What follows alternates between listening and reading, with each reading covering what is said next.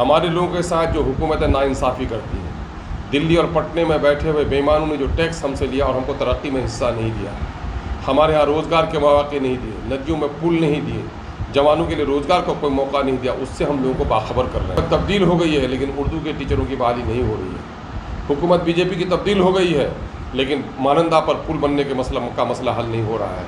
हुकूमत बीजेपी की तब्दील हो गई है लेकिन अलीगढ़ के मसले के लिए कोई आवाज़ नहीं उठ पा रही है। हुकूमत बिहार में बीजेपी की तब्दील हो गई है लेकिन एम्स का बड़ा जो दरभंगा में पहले ज़मीन की वजह से वापस जा रहा है और अभी हम लोग उसको लाना चाह रहे हैं कि किचंग में ज़मीन भी सरकारी है, कोई सुन नहीं रहा है। तो हम लोग चाहते हैं कि बीजेपी तो मुस्लिम दुश्मन है ही, बीजेपी सीमांचल की दुश्मन है ही, लेकिन आज जिन लोगों की पास हुकूमत है वो लोग तो कहते हैं कि हम अक़लियत के और सीमांचल के हमदर्द हैं, सीमांचल का मसला हल क्यों नहीं करते। AIMIM के प्रदेश अध्यक्ष अमोल विधायक अख्तरुल इमाम क्षेत्र का कर रहे हैं दौरा, लोगों से मिलजुल कर लोगों की समस्याओं से हो रहे हैं अवगत। बताते चले कि AIMIM के प्रदेश अध्यक्ष अख्तरुल इमाम इन दिनों किशनगंज लोकसभा का दौरा कर रहे हैं, आने वाले चुनावों से लोगों को अवगत कराने का कार्य कर रहे हैं, जिसको लेकर शनिवार को बायसी प्रखंड के गांगर व श्रीपुर मल्हाटोली पंचायत का दौरा किया और लोगों से मुलाकात की। वहीं लोगों को संबोधित करते हुए उन्होंने राज्य सरकार और भारत सरकार दोनों पर निशाना साधा। आज आप गांगर पंचायत के दौरे में आए हैं, लोगों के बीच संवाद किए, क्या कुछ देखने को मिला, लोगों से किस तरह का फीडबैक मिला?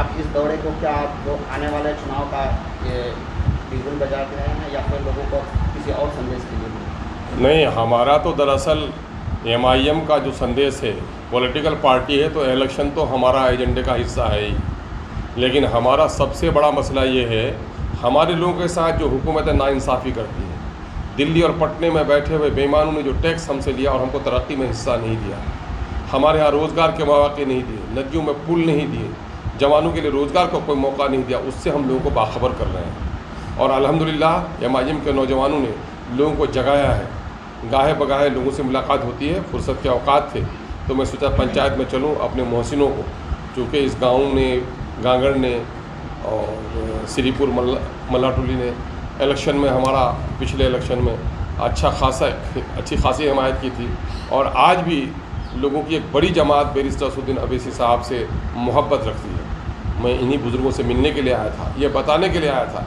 हुकूमत तब्दील हो गई है लेकिन उर्दू के टीचरों की बहाली नहीं हो रही है। हुकूमत बीजेपी की तब्दील हो गई है लेकिन मानंदा पर पुल बनने के मसला हल नहीं हो रहा है। हुकूमत बीजेपी की तब्दील हो गई है लेकिन अलीगढ़ के मसले के लिए कोई आवाज़ नहीं उठ पा रही है।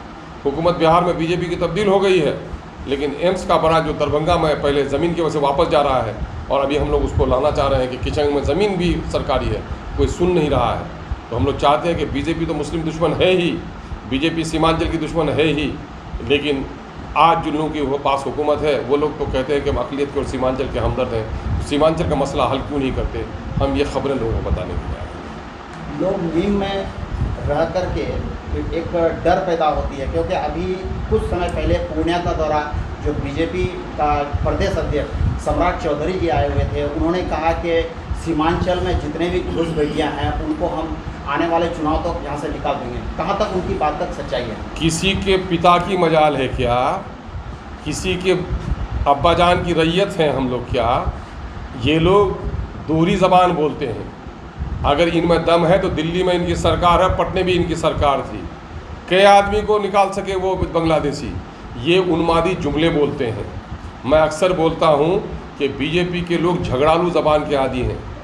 गाय, कब्रिस्तान, पाकिस्तान, टोपी, दाढ़ी, टिकी, ये अल्फाज अगर निकाल दिए जाएँ बीजेपी के डिक्शनरी से तो बिन पानी के जिस तरह तड़प कर मछली मर जाती है, बीजेपी मर जाएगी। वो तो इन्हीं खामखा के जुमलों से अपने लोगों को जगाती है। क्यों नहीं? आज 75 साल से क्या आदमी आया, हमारे बाप दादा क्या, उनके बाप दादा ने जन्म लिया है यहाँ पर, हम मर कर के भी भारत को छोड़ने वाले नहीं। कौन धमकाने वाला हमको होता है? ये सारे लोग ये हिंदू मुसलमानों में नफरत पैदा करके अपनी रोटी सेकना चाहते हैं। इससे घबराने की ज़रूरत नहीं। ये बोली ये बोलते हैं और दूसरे लोग कहते हैं हम तुमको बचाएंगे, उसी में हम चुप हो जाते हैं। अब हम लोग यही समझते हैं कि जिस खुदा ने ज़िंदगानी दी है, मौत भी वही खुदा देगा। दुनिया की कोई ताकत हमें मौत नहीं दे सकती है। हमको अगर इस मुल्क में रहना है तो इज़्ज़त के साथ रहना है। मेरे बच्चों की तालीम के लिए स्कूल मिले, नौजवानों को रोज़गार मिले, बीमारों को हॉस्पिटल मिले, हमारी गाँव तक सड़कें आएँ, पुलों की तामीर हो, बिजली का मसला हल हो। ये हमारे बुनियादी मसाइल हैं।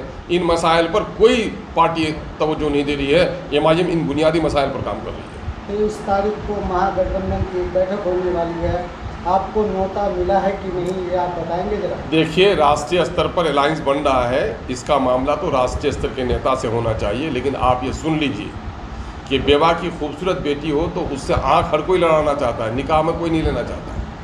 मुसलमानों के वोट सबको प्यारे हैं, मुसलमानों का लीडर किसी को प्यारा नहीं है। वो चाहते हैं कि इसको गुलाम बना के रखें। यही वजह है कि ये लोग मुस्लिम लीडरशिप का गला दबाते हैं। हमारे 4 लोगों का भी इन लोगों ने उचक लिया। ये क्या है? ये इसी बात की दलील है, ये नहीं चाहते हैं कि मुस्लिम लीडरशिप उभर कर सामने में आए।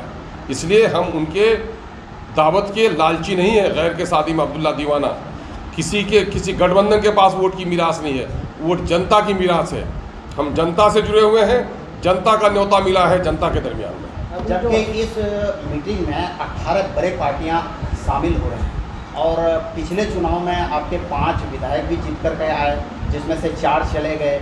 कहीं ना कहीं देखा जाए कि सीमांचल में एक पहचान है नहीं, फिर आपको वो नकारते हुए आगे निकल रहे हैं। क्या इसका ये खुद समझना चाहिए, बिहार की अक़लियत की आबादी को समझना चाहिए, बिहार की अक़लियत की आबादी के दानिशोरों को समझना चाहिए, बिहार की अक़लियत से ताल्लुक़ रखने वाले सियासी और समाजी सरोकार से ताल्लुक़ रखने वालों को सोचना चाहिए कि MIM अछूत है क्या, MIM मलिच है क्या, क्यों MIM को जगह नहीं दी जा रही है। ये साफ कहते हैं कि हम इनका वोट तो ले सकते हैं लेकिन गुलामों के सफ में कोई क़यादत खड़ी होने नहीं देंगे।